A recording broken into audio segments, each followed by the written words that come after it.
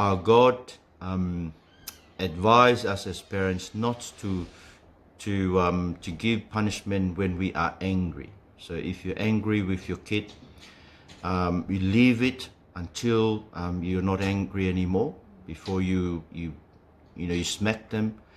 But usually this doesn't happen. It's really sad because that's abuse. And if you discipline your kids, don't do it in public. Don't do it when everyone else is looking.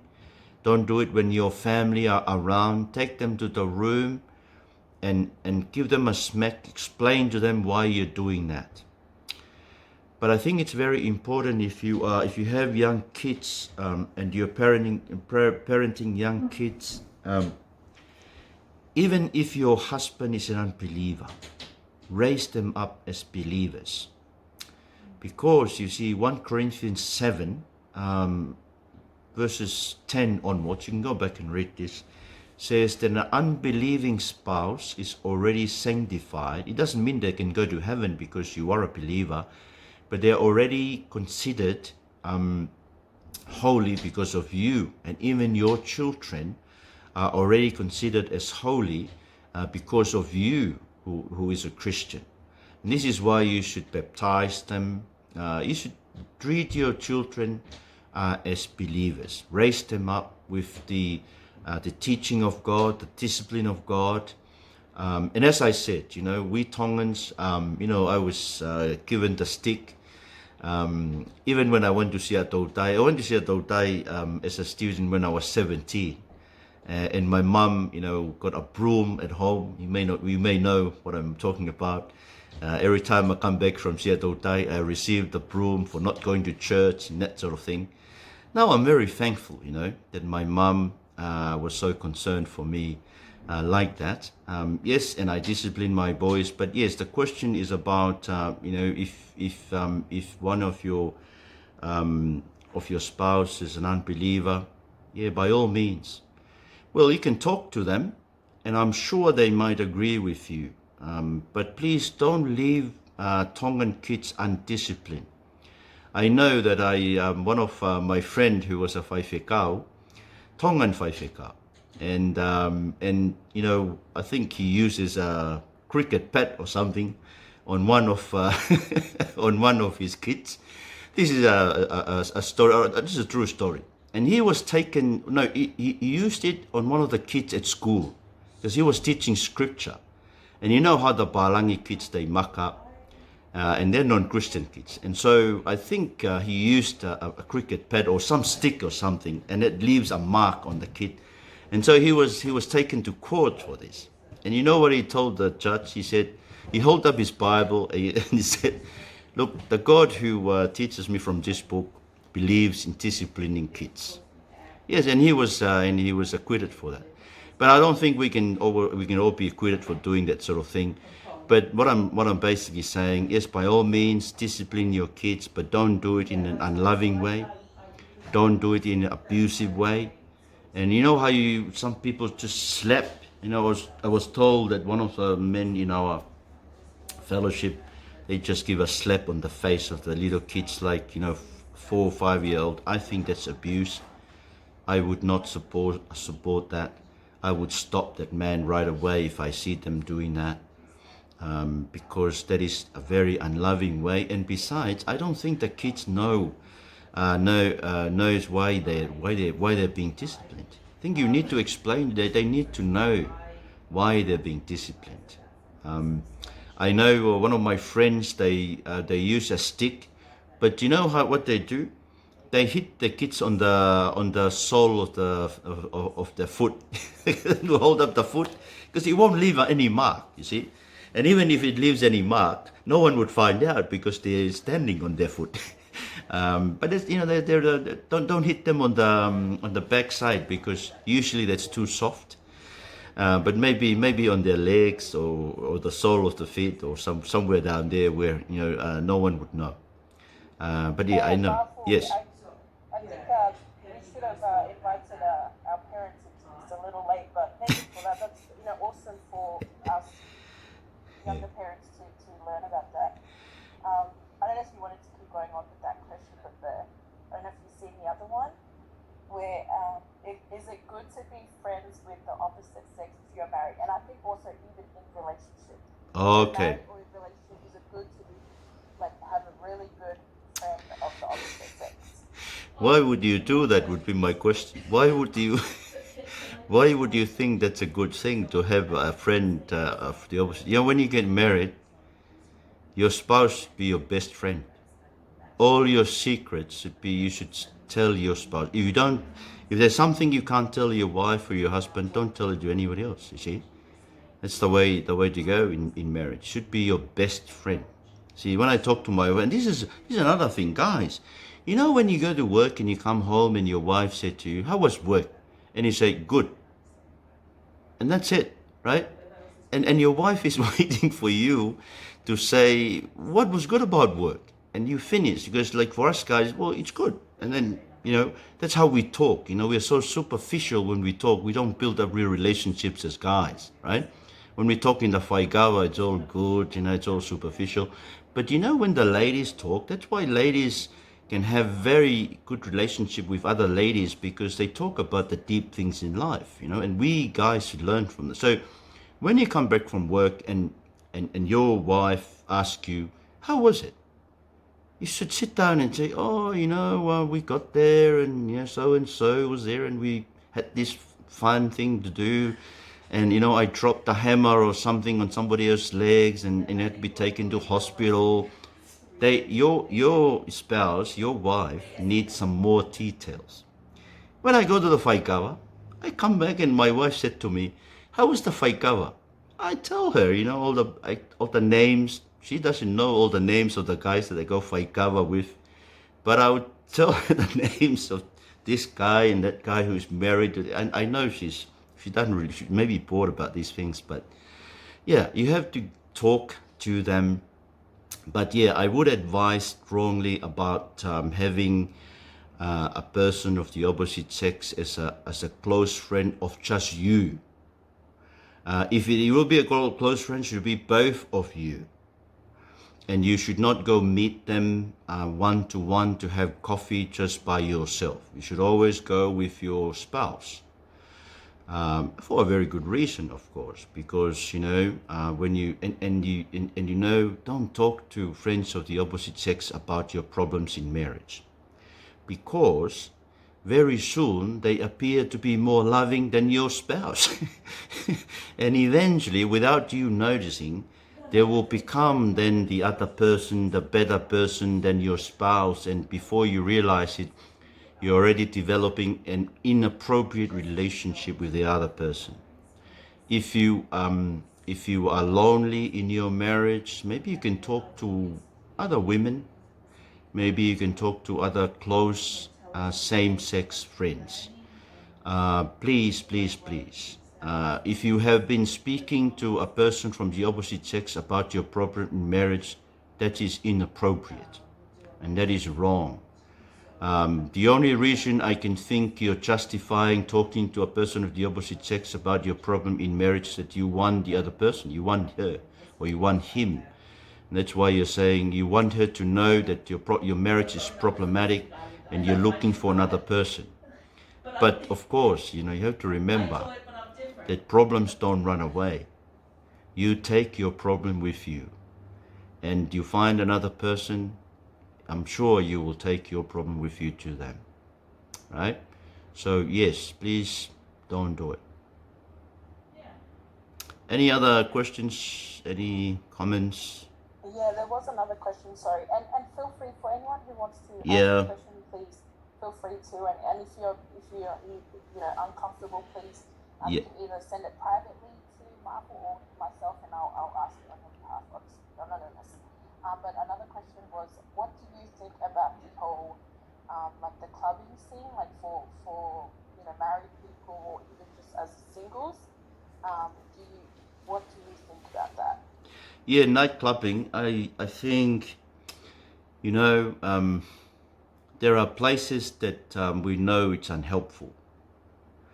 We go there and it's not supporting or promoting godliness in our lives as Christians.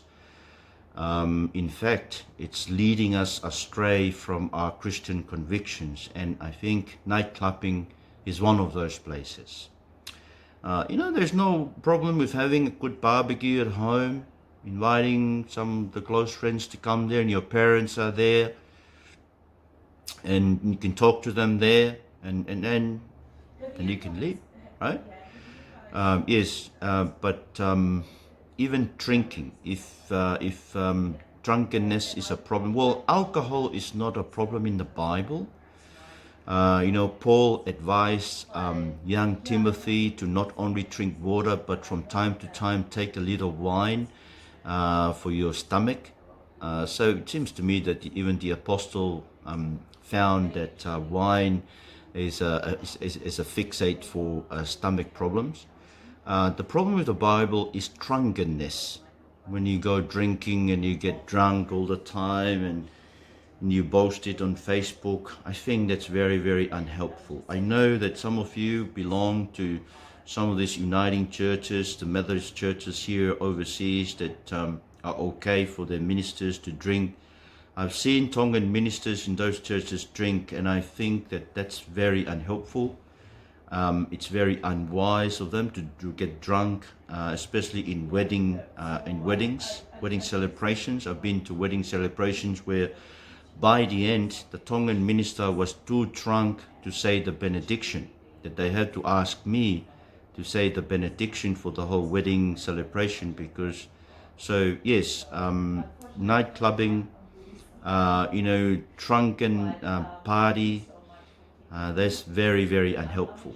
If you are thinking of dating, I would suggest you go back as Tongan to the real Tongan way. Go to the parents. Well, talk to the girl first, of course. And I would encourage guys to initiate the relationship. Talk to the girl about an opportunity to come home and talk to her in her parents' house. And go talk to the parents. I'm sure the Tongan parents overseas will be amazed and surprised if you have children who are teenage, about to finish high school, you should tell them this as well. You should encourage them to look for another Tongan. There was a good reason why Abraham wanted Isaac to be married to his own kinsfolk, and then Jacob as well was sent back to Haran to find a wife from his own kinsfolk. And this is why I always tell my kids, don't look for a Palangi, look for a Tongan, because of the culture thing. It seems to me the culture differences is just so vast that it may break the relationship long term. There's one here about healthy relationship or close bond with your in-laws. Well, we all have problems with mother-in-laws. But yeah, I think sometimes, the Tongan in-laws, they're not very helpful for us Tongans in marriage. And let me give you a personal testimony in this area. When I first got married to my wife and I'm 11 years older than my wife, right? So my wife is 11 years younger. Now, when we came home, we had two different houses at home in Tonga, and we lived in the other house. But my mum would always sneak in when I'm out, because I was teaching in Kunsalote at the time, would always come into my wife to, assess her and evaluate her and see what she's doing. Oh, she's sleeping. She's putting the Devita to bed and she's sleeping. She's not doing the cooking and that sort of thing. And when I come from school, it's always a report from my wife's mother-in-law. See, and eventually I thought to myself, if I'm going to keep listening to my mom, it will break my marriage. My wife should have the freedom to go to sleep and to not cook. I can do the cooking. I don't have to get my wife to do the cooking every day, even when I go working. It's okay. There's no rule against me coming back from teaching at Kunsalote till 4 o'clock in the afternoon and doing the cooking too. You see that? But my wife, my mum, that is her mother-in-law, So eventually I had to make a decision to kind of cut them off for a while. And so we moved from our home. But see, the good thing was that because I was working at Queen Charlotte College at the time, we moved to Queen Charlotte. We were given house there, and it really helped us to be away from my parents. But even from my my in-laws, because I got married to my wife and she was still young, she was 18 at the time and I was 29, they just couldn't cope with that. And because I was heading to doing Christian ministry, they thought, well, there is no way in which this man can provide for our beautiful daughter. Our beautiful daughter is going to be hungry, and the church is not going to provide for them. And so they were so angry with me that they cut her off for a long time. I won't say, but at the end of it, you see, when the kids started coming in, then they started coming back. When they have grandkids, usually the grandchildren is usually the thing that bring them back, the in-laws. But yes, by all means, I would say keep a good relationship with your in-laws. But I would ask you, husbands, if your in-laws are coming upon your wife like a ton of bricks, and especially sometimes I heard stories that when the wife, especially if the husband is the eldest son of a family, if they're not producing any offspring, and this is a sad story. This is a minister, church minister in the Wesleyan Church in Tonga. He was encouraging his son, because he's the eldest son, to divorce the wife because there's no kids. It's really sad, right? So if you feel that your parents, you the husband, your parents is too far in trying to give you advice about your wife, leave them. You should have left them when you got married, right? So yeah, by all means, keep good relationship. But if the relationship with your in-laws is not helping your marriage, you heard of that riddle where they said, if you are in a sinking ship and you have your mother and your wife there, who will you rescue? And they always say you should rescue your mother because you always find a wife. No, the Bible says you rescue your wife. Let go of your mom, right? Because you're meant to let go of your parents, your mom, long time ago. But I'm sure, a lot of us guys would say, well, rescue the mother because you can always find a new wife. But no, so there you are. That's how you should prioritize your marriage. You are a separate unit. So even when your relatives in Tonga ask for money, you should always discuss it, right? It's not unloving to say no to them if you can't afford it. But some of our relatives in Tonga, they don't understand that living here overseas means that we have to pay a lot of things. They don't have to do that in Tonga. They could go to the bush and grow some manioke to feed their families. But we don't have that privilege here in overseas. And so I've heard of a marriage that eventually got broken up because of that. Because the husband always wanted to give money to the relatives. The wife, didn't agree with it. So you must agree. If you're a husband and your family in Tonga are asking for money, tell them to ask your wife. Do you hear that? Don't say yes or no. Said, can you write to my wife and ask her, right? And if you're the wife and your family in Tonga is asking you for money, same thing. Tell them, please write to my husband. See, we got to teach our families to know that we are now a separate unit from them. We don't have any responsibility for them but to respect them and to love them. And perhaps loving them also include that kind of assistance, financial assistance. But it doesn't have to be you. Sometimes I feel that the people in Tonga, our relatives in Tonga, are quite inconsiderate and unloving They don't think of our situations here in overseas. We don't live under a money tree where money keep falling down from the tree to give to whoever wants it. Sorry, Rev. This is a great question. Whoever brought it up, we can definitely relate to this topic because it was something that was I don't know, we just say a stronghold in our marriage. As loving as our in-laws are, as amazing as they are, like like you said, like I think you just explained like where the fine line, like where the boundaries should be. But how, like, would you, like, as husband and wife, how do we go about, say, having that conversation with, say, my mother-in-law and my father-in-law in a way that honors and respects them, but is just like nipping it in the butt? Do you know what I mean? Like, Yep. like, yeah. How do we go forward in having that conversation? Do they live here in Australia? Do they live near you? 5 minutes away from our house. Okay. Yeah. Well, that's a danger. You're so close to them. They feel like they could still have that influence in your marriage because of their son. And our parents always think that they know better than we do.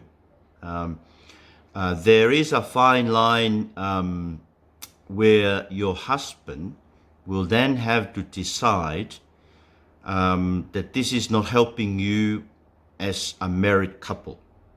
And he is the one who needs to go talk to his parents about it. You don't have to do it, Nini.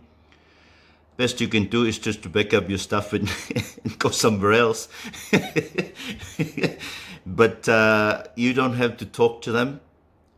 The husband and La, you really need to be bold with your parents, especially if they've been having this influence in you, and especially if they feel like they've been responsible for you in some ways, financially, your education and things like that. It's very hard because they can manipulate the situation to still get you to have their way with you. But you, in your mind, the Bible says you must leave. So that command is not given to the wife. It's given to us, our husbands, for a very good reason. Because I feel that my family would have broken our marriage if I had allowed them to keep assessing, evaluating my wife and keep saying all kinds of bad things about her to me. And even some of my sisters, they join up and yeah. So yes, I think the best way to do it is for the husband to arrange at some point for some times to go talk to his parents about it. I mean, you can go with her, but you don't have to say anything. But if you feel that if you go, it won't help you, because you might be tempted to say something that you shouldn't be saying, so don't go, because you don't have to go. Right? This is a husband thing. This is us husband having a husband thing, protecting our and husbands. We must make it our life service to protect our wives from any harm. If you find that any man is coming after your wife, you should go after that man. Make him know that this is not it, right? Tell him you shouldn't do it. Shouldn't do it. Then go after him. If you have to do physical, do it so that you can protect your wife, right? That we must show this world that this institution of marriage is godly, divine, and I am here to protect my wife from any harm, even my own family or anyone else. And so, yeah, I hope that answers that. I think there was a question here. How do you approach the situation if you see something beautiful in someone and can see Christ in him, but your mother is fixed on seeing him as his past? She won't allow it to happen, but you want to pursue things. How do you approach it without disrespecting your mom? Well, if the person is a Christian, that means that the past is already forgiven. And for the mum to keep looking back at the past is very unhelpful and very unchristian, because remember when King David confessed his sins of adultery to the prophet Nathan? When he confessed his sins in 2 Samuel 12, Nathan said, "The Lord has taken your sins from you." And you see, you go through the rest of the Bible, there's no mention at all of that. Only Psalm 51 where we hear David himself confessing to his own sins. But when the Lord has forgiven our sins, he forgot it. He forgets it too, right? And so only if this man has become a Christian. If he's not a Christian, then I think your mum is right. Because if he is not a Christian, then the past is really going to influence and shape the way you relate to him. Now, I'm not sure about what you mean by past, but I used to counsel a couple in Tonga where the man had already had 2 kids before the marriage. So that's the past. And now that he is married to this woman, the woman finds it really hard for the man to keep loving those 2 kids. You see, those 2 kids were not, it was not their responsibility to be here. It was not their fault to be here. They didn't have a choice.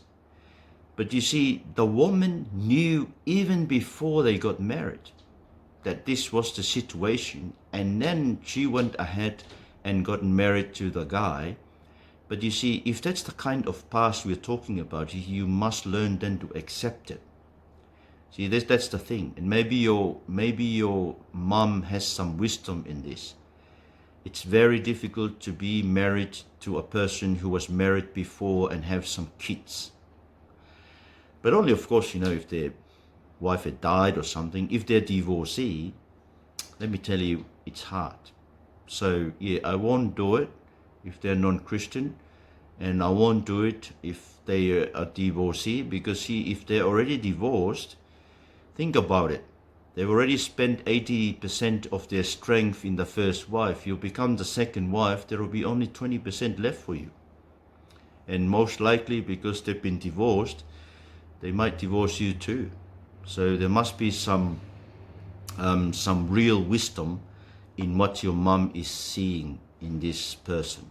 But I don't know. I'm just hypothesizing the situation. Rev, there's another question that says, can you still be a Christian if you're either married or in a relationship with the same sex? The same-sex relationship? Can you still be a Christian? What does it mean to be a Christian? It means to follow Christ. What does it mean to follow Christ? The only Christ that we know is the Christ of the Bible. And what does the Christ of the Bible say to sinners? Well, he says that he loves sinners and he wants sinners to stop sinning and repent. And so if the question is about same-sex relationship becoming Christian, I'm sure if they become real Christian, they will have to abandon that kind of relationship, because the Christ of the Bible does not endorse that kind of relationship. It has to be a different Jesus. It has to be a Jesus in our own making that endorses homosexuality and would never say repent.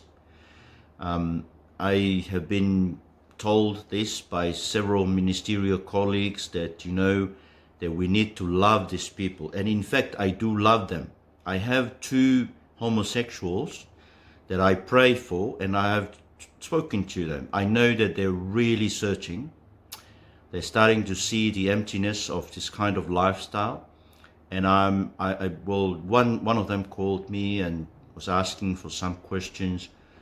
But so in my heart, God has put in my heart to love these people and to pray that they might repent. And I told them, and they know that I'm praying for them. And from time to time, I text to find out about them. So if it is that kind of same-sex relationship, Let me say to you, it has to be a different God who endorses same-sex marriage and same-sex relation. In the Bible, marriage is not called same-sex marriage. I don't know where they get the idea of marriage. That's marriage from. In the Bible, God was the one who invented marriage, and marriage is just about one man, one woman, to the exclusion of all others. That's what God called marriage. When you have a woman and a woman and a man, I'm not sure what we can call that. Maybe we should call it something else and not call it marriage, because we are confusing the issue. Yep. Can someone still be a Christian but is dating, married to the same sex? Oh yes, that's the one that we've just done.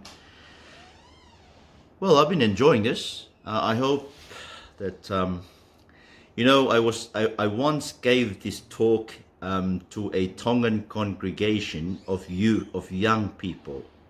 Funny thing was, before the end of the talk, half the young people have left.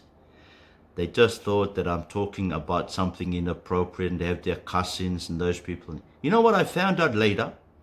They were already sleeping with one another. And I thought to myself, this must be the reason, but they lied. They said that they can't stand this because they have their relatives around them. It's not true. They must be sinning. That's why they don't want us to talk to them about it. So I know now, every time I would speak in a situation in church and people are not happy with it, they must be doing something. That's why they're not happy to listen to what the Bible has to say. This is a pure thing.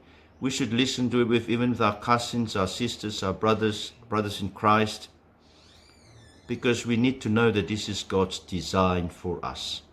It's very, very sad for me to see that even sexual sins happen in youth groups. When I was in Tonga, I had this pastor who is working in one of the schools in Tonga. He told me that one of the leaders of the group at school end up, having sex with each other. And when he asked them what happened, they said they were praying for an opportunity to have sex. And when he said, "Why did you do that?" he said, they heard him saying that they can pray to God for anything. And they thought that's an excuse to pray for an opportunity to have sex. You see, even the devil can do that sort of thing, can lie to our kids. But we really need to explain this thing and tell our kids, no, in church, we need to promote holiness amongst our young people. And as I said, we should encourage our young people to marry young. See, there's no need to muck around and have an experience and, wait until you're compatible. If you're working, if you can support a person of the opposite sex to be your wife or your husband, and you want to marry and you can't stay holy being single, by all means, pray that the Lord will direct you in the right way. And if you are married, as I said, God hates divorce. Anything could have happened on that wedding day. I always tell those people that I marry, anything could have happened on the way to the church on the wedding day. Even when the bride is walking down the aisle, could have just one look at you and have a heart attack and die just right there. And that will tell you that was not the right person. The only reason why God allowed you to be married to each other is because you were the right persons for each other. Well, I better stop. There's some new mess. Sorry, I have one question. Sure. So, do you think as a Christian, have you heard of having a hen's night and a buck's night? Do you think that is something that we should even entertain as Christians, or I don't know? I just want to know. Yeah. Well, I don't think so. Right. I mean, I'm open here to disagreement, but I don't see the reason why there is a need for that. I gather that the idea is to get this guy or this girl to have another chance in doing whatever they want to do with their own sexual life, before they got locked down in marriage, so to speak, locked down, you know. But marriage is not a lockdown. Marriage is what you are meant to be. You know, we were created male and female. See, we were created married. And if we didn't sin, I would just be born with the label of my wife written in my heart, the name of my wife written in my heart. You see, if there was no sin in the world, it's because of sin that we. But yeah, I mean, I don't see any reason why we Christians should entertain that kind of thing. We should not think it's a wrong view of marriage. Marriage is not a lockdown, like, you know, you lock down so that you're not affected by the virus or something. No, marriage is something that God had planned. That's why He made us in the beginning male and female. And it's the fulfillment of God's purpose for our lives. Well, of course, you can stay single, as I said, and people make a commitment to be celibate, and that's their call. But for us, you know, God's purpose for us was to be married. And having a hen night and a bucks night is a very non-Christian way of thinking about marriage. So yeah, I wouldn't encourage it. I wouldn't allow my boys to do that. I would just tell my boys, go to sleep tonight. You're getting married tomorrow. You know, you have a lifetime of darkness to face, so you better be praying. You spend some time praying for that. That's good. Rev, what about for those who are single? Is it wrong for them to be seeking? No. I mean, you should be seeking. I mean, if you don't think you have the gift of singleness, it's good to be seeking. If you're Christian, the best place to seek is in church. People in church you know, or even people who are Christian that you know of, right? And even though the Bible doesn't say anything about who would initiate the relationship, in the Tongan sense, of course, you know, we always say it should be the man. But, you know, I don't think there's a problem if the woman sees a godly man and thinks that maybe that's a prospective husband or some, you know, a long time relationship. They can approach them and talk to them and give them a cup of coffee and share their problems with them. Don't see any problems there. Yeah, but by all means, seek and pray. Pray that the Lord, you see, the God that we worship is the God who can stop the sea from coming onto the land. See, you can say, look, you know, here you go, you should stop here. And He can allow the sea to come on land in terms of tsunamis and stuff like that. So that's the kind of God we're talking about. They can allow you to meet a person that you never knew you would meet, and can be and put in your heart the conviction that that's the person. See, when I saw my wife for the first time, I don't know, but there was just something in my heart that tells me that's the person I want to spend the rest of my life with. You know, I'm not sure about others, but that was my experience. And I feel that that's what happened. Once you see the person that God has for you, you would have the same feeling. You would feel that that's the right person. But what if the church you go to, most of them are married and the only singles are half your age, asking for a friend? Okay, that's good to have a laugh about these things.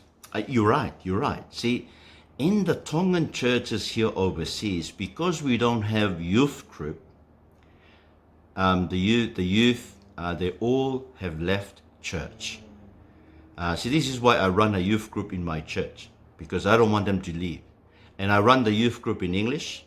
See, most Tongan churches would insist that the church should be done in Tongan. I don't believe that. I don't believe that the church should be a place where culture is preserved. I read the Bible in Tongan with my boys at home in the evening. That's the way I teach them Tongan. But when you come to church, the most important thing is to understand, right? And that's why if you're running a youth group in a Tongan church, do it in English so that people can understand. But anyway, yes, I'm sure there are a lot of Christian churches out there that may have people of your age. And as I said, you know, pray and ask God to get you to meet someone that will be a possible husband or wife for you. But I really feel for you. So yeah, the youth group that I'm running, it is my prayer that they will marry each other, right? Because they're receiving the same teaching, and it will be best for them because they have the same understanding of the Bible and church and God and Jesus. It will be best for them to marry each other. Let me know if maybe you may want to come to my youth group and find out. But anyway, yes, it's sad that most churches now, only the oldies, the Tongan churches only have the oldies, and it's dying because of their insistence in doing church in Tongan.